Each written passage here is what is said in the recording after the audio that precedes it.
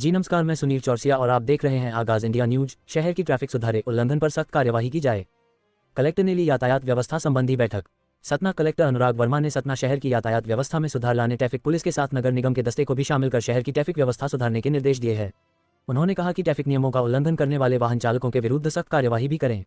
Collector एवं जिला magistrate अनुराग वर्मा की अध्यक्षता में बुधवार को संबंधी बैठक में यह निर्देश दिए गए। इस मौके पर पुलिस अधीक्षक आशुतोष गुप्ता, अपर कलेक्टर स्वप्निल वानखड़े, आयुक्त नगर निगम शेर सिंह मीना, डीएसपी ट्रैफिक संजय खरे, आरटीओ संजय श्रीवास्तव, अतिक्रमण प्रभारी अंशुमान सिंह, तहसीलदार सौरभ मिश्रा भी उपस्थित थे। कलेक्टर अनुराग वर्मा ने कहा कि ट्रैफिक व्यवस्था में सुधार लाने उपलब्ध सीमित संसाधनों के अनुसार बेहतर परफॉर्मेंस देने के प्रयास करें।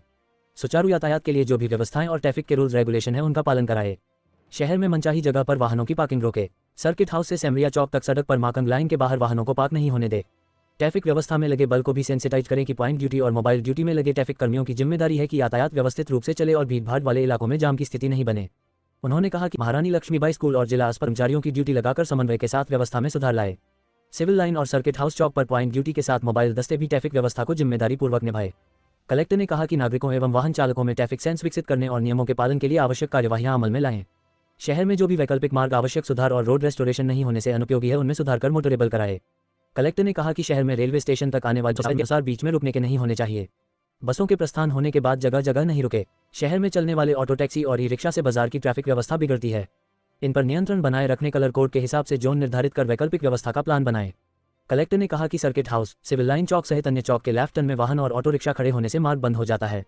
ट्रैफिक पुलिस सुनिश्चित करें कि चौराहे के लेफ्ट टर्न सुचारू रूप से चलते रहें। पुलिस अधीक्षक आशुतोष गुप्ता ने कहा कि व्यस्त ट्रैफिक वाले सेंसिटिव पॉइंट पर ट्रैफिक या पुलिस बल की ड्यूटी लगाए। शहर के अंदर रेलवे स्टेशन तक जाने वाली बसें ट्रैफिक नियमों या परमिट की शर्तों की उल्लंघन करती हैं तो आरटीओ उनके परमिट कैंसिल करने का प्रस्ताव भेजे। चालानी कार्यवाही भी की जाए। शहर के संकीर्ण रास्तों में भी ऑटो टैक्सी और ई रिक्शा जाम की स्थिति पैदा करते हैं। ऑटो चालकों में ट्रैफिक सेंस पैदा करने माहौल बनाए। नियमों के उल्लंघन पर सख्त कार्यवाही। अधीक्षक ने ट्रैफिक पुलिस अतिक्रमण दस्ते, आरटीओ एवं कार्यपालिक मजिस्ट्रेट का व्हाट्सएप ग्रुप बनाकर संदेशों एवं सूचनाओं का आदान प्रदान करने का सुझाव दिया।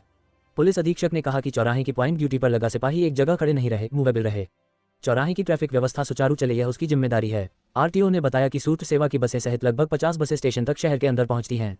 इन बसों के स्थानक के लिए वैकल्पिक स्थल चिन्हित किया जाएगा। इन बसों का परमिट रेलवे स्टेशन से सवारी लेकर गंतव्य तक जाने में कहीं भी रुकने का प्रावधान नहीं है।